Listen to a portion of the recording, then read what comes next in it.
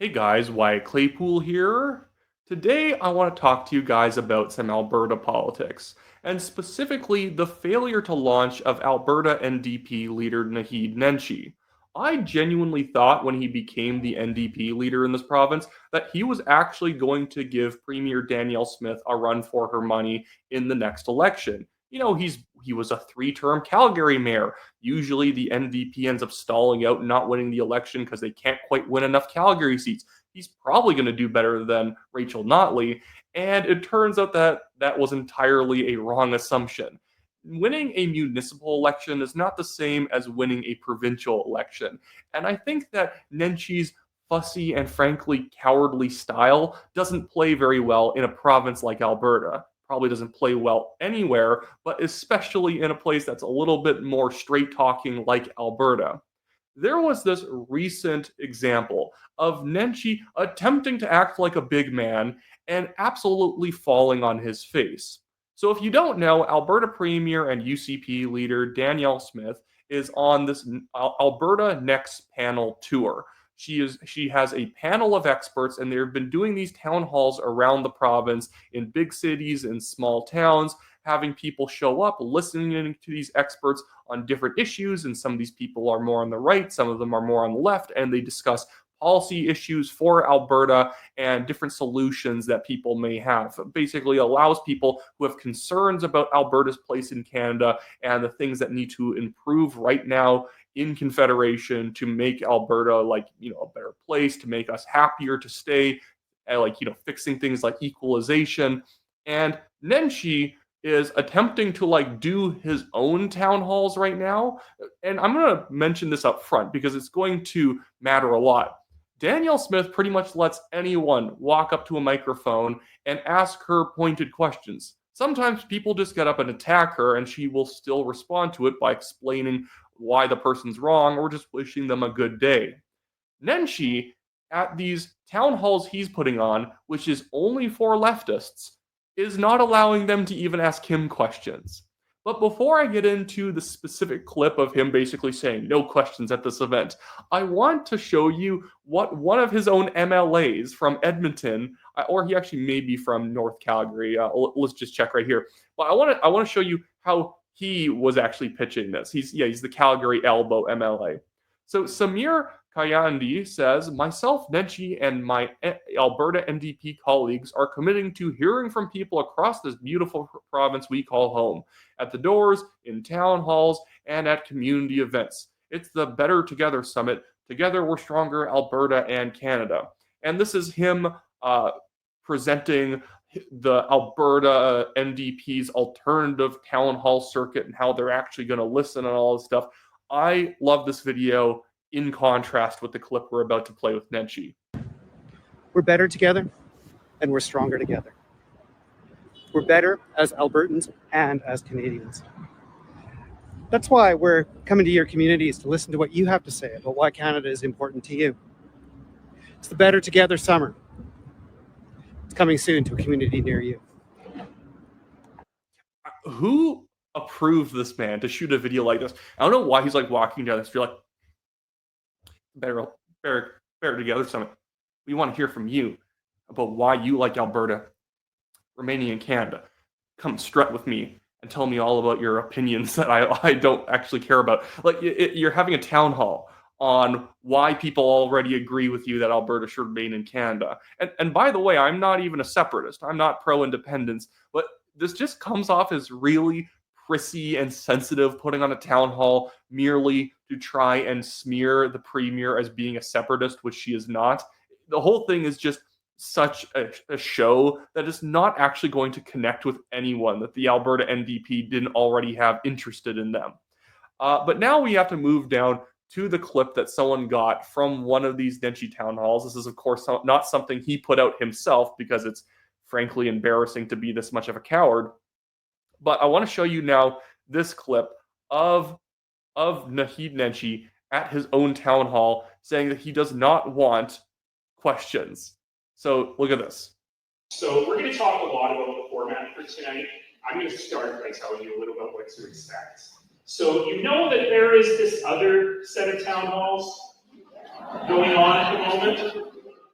And so rather than give people the opportunity to hold the mic and give us a monologue, we're giving you the opportunity to talk to your friends and neighbors and the friends you haven't met yet in the room. I like the person who was recording this couldn't help but scoff. It was either them or the person sitting next to them. Instead of letting you hold the microphone and give a monologue, like what a way of insulting people for maybe wanting to ask you a question. Yeah, town halls, you get the people who grab the mic and they want to go on for 5 minutes. Yeah, you can yank the mic away from them if they're not being productive. But Nenshi's just like, instead of actually letting you do the thing we promised, what my own MLA said, we were going to show up to your town, like he's strutting down the street saying, we're going to show up to your town and let you talk to us. And then you show up and he's like, we're going to let you talk among yourselves while we just ignore you. We're going to talk at you, and then we're going to escape out the back door, and then you get to talk among yourselves and drink some bad coffee. Like, what? This is why Naheed Nenshi and the Alberta NDP are like 14 points back in the polls. I think the Janet Brown poll, and Janet Brown is like the gold standard of a pollster in Western Canada. I think she had them back like 9 or 10 points. But if you're back 9 or 10 points in a Janet Brown poll, that's definitive. It's not like some other polls where you may be 13 points down, but if you put out a good marketing initiative that you might be only 5 points down the next week. Some pollsters are a little bit more swingy. You know, if a certain voter is activated by a story in the media, they're very likely to pick up the phone and take the poll. Janet Brown is very good at what she does. She postal code matches her polls to make sure she's not calling too many people, even from specific parts of cities. She wants people from Northeast Calgary and Northeast Edmonton and the south of Edmonton and south of Calgary. She wants someone who lives in rural areas, but not just a town. She wants people who live on ranches. When she puts out a poll, that is like basically one-to-one probably what an election will look like. And the Alberta NDP is suffering because, frankly, they have a terrible leader who doesn't actually care about what other people think. He comes off like a know-it-all, and he's going up against a premier who, although I've had criticisms of Danielle Smith in the past, generally doing a good job. The things I actually had issue with, where I was saying I was voting no in her leadership review, I knew she was going to pass. I just wanted to indicate there was a room for improvement. I don't want to just say yes, even though I think you need to do stuff. She did the stuff I want her to do, so it's been going really well. When you're in the province right now that has the best education system, that has the best economic growth, that has crime going down, you're not going to be able to win an election by going to town hall saying you're not allowed to ask us questions and Danielle Smith is a dirty separatist. That's not going to play very well. But now I need to move on to another video, not specifically about Nenshi, but it's one of these NDP friendly individuals who's trying to attack Danielle Smith for something she has no clue about. Steve Boots recently quit social media. He's no longer doing his YouTube channel. And so we are going to have to move on to one of his annoying friends here, who I think is like Leona or whatever, Lisa Bao or something like that. You will quickly notice not only that she has no clue what she is talking about, but she has this obnoxious tendency of talking like someone stuck razor blades and shreds of rust down her throat, because talking like this really shows she's better than you, because I'm talking like I'm so over it. I'm so over it, guys. I don't know what I'm talking about, but I'm so over it, so you should watch my show. I love the internet. If I've said it once, I've said it a million times. The internet is forever. Why am I reminding you of this? This is Trevor Tome. He's an economics professor with the University of Calgary, has his own website and everything. Trevor Tome also sits on the Alberta Next Panel. Yeah, now, the panel the UCP created to impose their ideas on all Albertans. You mean the panel where you can actually ask questions to the speakers of? Like, goodness. And this is going to get really funny because I know Trevor Toome. He, in fact, was my professor overseeing my research project for my master's degree. So yeah, he's very good at what he does, and he is not on the right. Not that she's going to accuse him of that, but she's going to try and put words in his mouth and act like he contradicts Danielle Smith when, again, Lisa here, with her very gravelly voice, overdosing on Xanax while she's shooting this video, thinks that somehow he's like correcting Danielle Smith when she's not, and she's pretending Danielle Smith's gotten something wrong that she doesn't. But again, she is living in the Dunning-Kruger zone of knowledge. People like Lisa know issues a little bit, and because they know them a little bit, they think they know everything, and then they end up screwing things up like this. Under the guise of open dialogue and feedback. Except you are literally allowed to give feedback. But really, it's just a method for them to push their agenda. And so in Fort McMurray, when the Alberta Next Panel was having their little town hall, and Danny was rattling off about how we have an Ottawa problem. Ottawa steals money from Albertans. This was Dr. Trev's face. Danny is right here. And she rattled on and on. That's a ratchet little hand there. And on. Dr. Trev couldn't really make eye contact with anybody. Yeah, you can take screenshots of the person who wasn't being asked a question, of them drinking water and like typing on their computer to pretend like they're like angry or they're like embarrassed by what Smith is saying, but that's not what's happened here. And she's about to go on to prove that Smith is going to talk about something, and then she's going to try and pretend like Trevor is contradicting her when in fact they are talking about different things. When Danny was saying that Ottawa steals money from Albertans. $5,000 from every Albertan. Why is that important? That he couldn't make eye contact with anybody? Please hold. So this is a screen that says on October 18th, 2021, Alberta will be asked to vote in a referendum on equalization.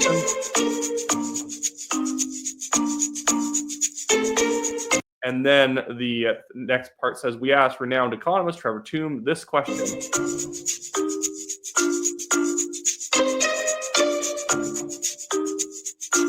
Why are Albertans forced to pay more towards equalization than people living in other provinces? Now, the specific wording of this question is going to be very key, because I believe this was the no side, the people saying that we should not pull out of equalization. This is a specific question that they cooked to ask Trevor, and Trevor answers the question correctly, but they're pretending like this question has to do with what Danielle Smith currently says.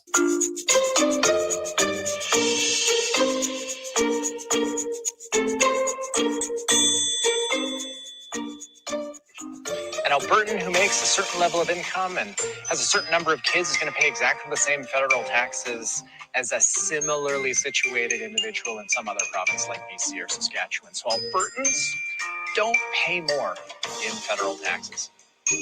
I'm sorry, what now? I'm sorry, what, Dr. Trevor Tombe? Economics professor, expert in your field. What was that? So Albertans don't pay more in federal taxes. That's what I thought you said. Yeah, but that's not what Danielle Smith was claiming, that Albertans pay more money based on the federal tax bracket that they're in. Like an Albertan making $150,000 a year who have 3 kids is paying the same amount in taxes as someone who lives in Manitoba or Prince Edward Island in federal taxes. But Lisa, and I'll put on the gravelly rust-coated voice, just so you understand me, that's not Danielle Smith's point. In fact, her point is that Albertans don't have a lot of federal money that comes back to them. It disproportionately goes to other provinces. They're not having to pay more in their taxes. The whole point is Danielle Smith is saying that the funding is like it's being stolen because it gets mostly allocated. A lot of public sector or public service top-ups go to places like Quebec, but they don't come back to Alberta. Are you getting this, Lisa? These are two different things, and you're using a clip of Trevor answering a different question in order to try and debunk something that Danielle Smith is saying. You think if Trevor thought she was wrong, he would pipe up and say, well, no, we're not having our money stolen. But the whole point is that it's objectively true that equalization takes money in from all the provinces, and then it reallocates it in a uneven way. The whole point of equalization is the idea that if PEI is only able to spend $5,000, $6,000 per person on public services, then we are going to have to top them up to $6,000 or $7,000, whatever the number is. And because Alberta already is able to allocate $10,000 a person in public services on average, it doesn't get any money because we're already above the line. And so out of all the federal taxes that our province pays, we are not getting much back compared to Quebec or Saskatchewan. They disproportionately get more back for their public services than we do. I just want to thank the breakdown. Just thank you for that. So back in 20. Oh my goodness, Nate Pike from The Breakdown sent her that clip or did that. That should just that should just discredit Nate Pike. Nate Pike's a complete idiot if he thought that that was like somehow a debunking of Danielle Smith. And we have all these other people, and maybe I'm not even going to bother bringing this up on screen. I saw this right before I turned on the camera today. You have all these NDP sycophants in Alberta saying, oh, did you know? Because like the Alberta Teachers Association is planning on striking. They're like, did you know Alberta has the lowest per capita student funding in all of Canada? It's like, okay. We also have the highest student academic achievement rate. We also happen to have the youngest population in the country. You don't think that we're also going to have slightly lower per capita funding? Because if you have a classroom, let's say of 15 kids, and you increase that to 20, or you increase that to 30, there's no point here in which you need to, because like one province has 15 kids in a classroom and you have 30. You don't need to double the classrooms exactly. I know some provinces try and put caps on how many students can be in a classroom, but really at the end of the day, the quality of education is what matters. And when you have a big student population, it means that a lot of fixed costs don't actually have to increase with more students. You don't need to double your executive board for the entire system. You don't need a lot of these like small administrative roles to double if you get more students, because it's only something that one person or a few people ever actually need to do. But these are the type of criticisms you get in Alberta. Oh my goodness, we spend so little on this or that. At the same time, we have the best outcomes. So what are you talking about? These people seem to think that if we just added $4,000 more, it would be a better system. Well, we already spend less than everybody else. I don't actually see why adding a couple $1,000s more would actually benefit anybody. And as the education minister, Demetrio Nicolaides, has actually pointed out, the ATA made demands on wages and other sorts of working regulations. The Alberta government was like, okay, we can probably do that for you. And they're trying to strike anyways, because the ATA is a leftist front group trying to get the NDP elected. And so even if they're getting what they want, they will still artificially take issue with it just so that they can basically make trouble. They just want to make political trouble for Danielle Smith and the UCP government. But anyways, that should be it for this video, guys. I also just want to point out, if you live in the city of Calgary and you want a more conservative mayor, make sure to get a Sonia Sharp lawn sign, which I will link in the description below, as well as pinned at the top of the comments. I may make a full video on mayoral polling in Calgary where I can do a little bit more, give you more background on the current dramatic fighting between Jeff Davison's campaign and everyone else. When I say everyone else, if you are not voting for Jeff Davison, apparently you're a sellout liberal hack, despite the man having a very liberal voting record when he was on council. Yeah, that's another bag of cats for another day, but that's actually something that's gotten under my skin so much over the past few days. I've endorsed Sonia Sharp because she is the most conservative of the candidates, who is most viable and able to win. Jeff is not conservative, but you will be harassed for not voting for him. You'll be gaslit over his voting record, even though Sonia's is objectively better than his, that all her 2 votes that they take issue with define her as a liberal, but his dozens of votes that are very liberal don't actually matter, and they're going to tell you why you're stupid for caring about it. But anyways, oh my goodness. I always have to rant a little bit at the end of these videos. So if you live in Calgary, grab yourself a Sonia Sharp sign, link in the description below, pinned at the top of the comments, and then consider liking, sharing these videos, subscribing to the channel. Really helps me out, and I will see you guys next time.